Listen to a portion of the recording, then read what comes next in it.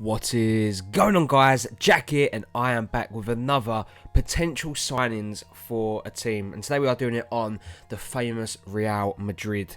You seem to be loving this series, guys, and love the concept of it, so if you could smash that like button if you do want to see more, and also subscribe if you're new around here and just come across the channel. So on the screen now, we do have the starting 11 for the Real Madrid side. You've got Ronaldo, Benzema, Bale, Rodriguez, Kroos, Modric, Pepe, Ramos, Carvajal, Marcelo, and obviously in there the actually magnificent Keylor Navas. So on paper, that looks like an incredible team. That looks like a team that is well beaters. That looks like that could not possibly ever be beaten. You know, who could you get in to replace them? So the Real Madrid side is good.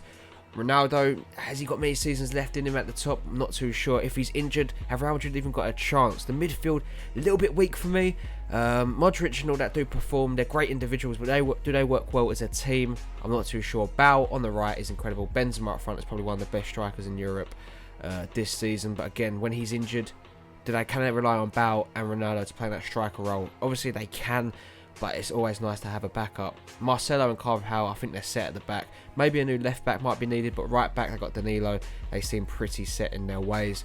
Ramos is incredible. Pepe might need replacing, and Navas I think is pretty much okay. He's really held down that spot, and I also have Casilla on the bench. Let's move on to the players now that they have been linked with, the dream players. As you can see, the first player is Neymar. Do I think this one will happen? No. Has he been rumoured to a move to Real Madrid? Yes. Can't see it possibly happening. Real Madrid are one of 4 clubs reportedly that are interested and can only afford the Brazilian superstar. Will he be tempting to move away from obviously Barcelona, where he has formed a great trio at MSN? We all know it is. Yes, he can be tempted away. This could be where he replaces Ronaldo. He becomes the poster boy for Real Madrid. It could happen, but I can't really see it. Let's be serious. Next player we do have, and the last dream player, is David De Gea. Can't see it happening. This is purely on the Real Madrid's terms. Obviously, the fans want to see David De Gea join the club, but Keylor Navas is fine, and Zinedine Zidane is reportedly not even interested in the Manchester United shot stopper. So, will it happen? I doubt it very much. Let's move on to the players that they have been linked with, and I'll give you the possibilities of signing them. Now, Paul Pogba would be on this list, but I could really see him either going to, obviously, FC Barcelona, Manchester City, or even Chelsea. I can't really see him going to Real Madrid, but obviously Zinedine Zidane is French. He was a midfielder. He likes Paul Pogba. It could happen. They've got the money to do it, so never rule that one out. So that's why Paul Pogba isn't in this team, but again, it could happen. The first player we have here is obviously Alvaro Morata. Now, he has been linked with a possible move back to Real Madrid, saying and been reported by saying that a move back isn't impossible. It could happen, and obviously he's impressed on his time at Juventus, and you know, I could definitely see it.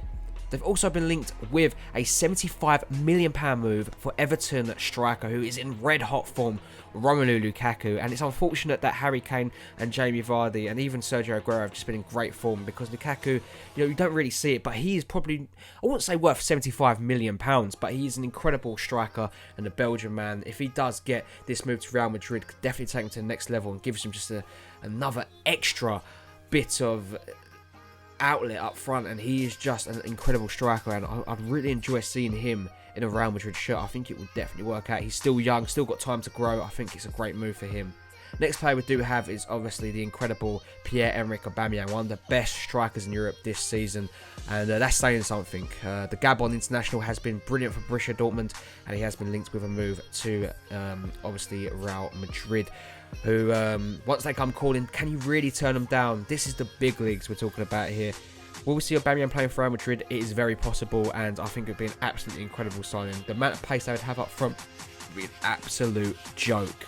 The last player they've been linked with is the unflattering Eden Hazard, who's had a very poor season this season, and we don't know if that's because he wants to move away from Chelsea.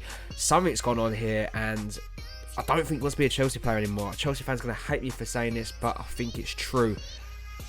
Unfortunately, he could be going to Real Madrid, he could be going to PSG. He's still a great player on his day. I think he just needs the right manager behind him, the right team, and I don't think that's Chelsea for the time being. If I can get it for a cut price, brilliant. He's still kind of young, he can still do damage, and he's a great left wing or right wing outlet to have if one of these guys are injured. Is he first team quality? Not yet, but if they don't get their main man here in Neymar, or if Ronaldo decides to leave, then I'm sure Eden Hazard will be high up the pecking order. Let's move on now to the 5 players that I think they should sign. And the first player we have got here is Diego Godin. Now, obviously, he does play for fierce rivals Atletico Madrid under Diego Simeone, but he has been one of the best centre-backs in Europe. And I know I've been saying this a lot, but if you are the best in Europe, you're going to be linked with these teams. Barcelona, Real Madrid, PSG, obviously Juventus. You're going to be linked with these massive teams. Chelsea, Manchester City, Arsenal. But yeah, Diego Godin's been incredible. Really has. Can he be tempted away from Atletico Madrid? Of course he can. With Real Madrid, money is not an issue. We could see him obviously leap over the pond and join Real Madrid. It'll be an absolute controversial signing, but can you imagine a back four of Sergio Ramos, Diego Godin? Oh my word, with Carvajal and Marcelo, that would be formidable. Next player we've got here is Yaya Toure. With Pep Guardiola coming in to Manchester City, it looks like Yaya Toure will be ending his stay at the club. And why wouldn't Real Madrid go after him? Might not be a first team starter, which he should be, but we're talking about Real Madrid here. What a backup option now. They don't really have any great centre midfielders all-rounded. After Modric, Kroos and Rodriguez are out. Obviously, they got the likes of Casemiro, Isco, who's more of a centre attacking midfielder. And yeah, they could really struggle with that, having a real big name in that team. Yaya Toure is that name. He's obviously he knows the Liga, he knows how to play, he knows the game, and I think it'd be an incredible signing. Next player we do have is on the left and can play on the right wing too. It is Lorenzo Insigne. The Italian has been in fire for Napoli this season, and now you think if I was going to pick a Napoli player, it'd be Gonzalo Higuain, but he's obviously left the club. He probably has no interest in joining back. He's in the best form of his life at the moment, and I can't see him going back to Real Madrid. Insigne, on the other hand, never been in the Liga. I think he'd be an incredible player. He's got great dribbling about him, he's got great pace, and he really has set the Serie A alight as one of the best wingers in the league. Again, would he be first team player? I'm not too sure. Backup option, yes, but then you have the question of Jesse Rodriguez, Lucas Vazquez. Will he get into the squad, or will he even be an option? He's worth thinking about, and I'm sure Zinedine Zidane will be looking closely at Serie A this season, or this summer, should I say. Next player we do have is one player that should be on every single club's list after his incredible season with Wolfsburg and Manchester City, retrospectively. Kevin De Bruyne. The Belgian has been definitely the best centre attacking midfielder in Europe for the last probably 2 seasons. And Chelsea let him go. Absolutely mad, but Kevin De Bruyne has been Manchester City's best player. He's been Belgium's probably best player this season also.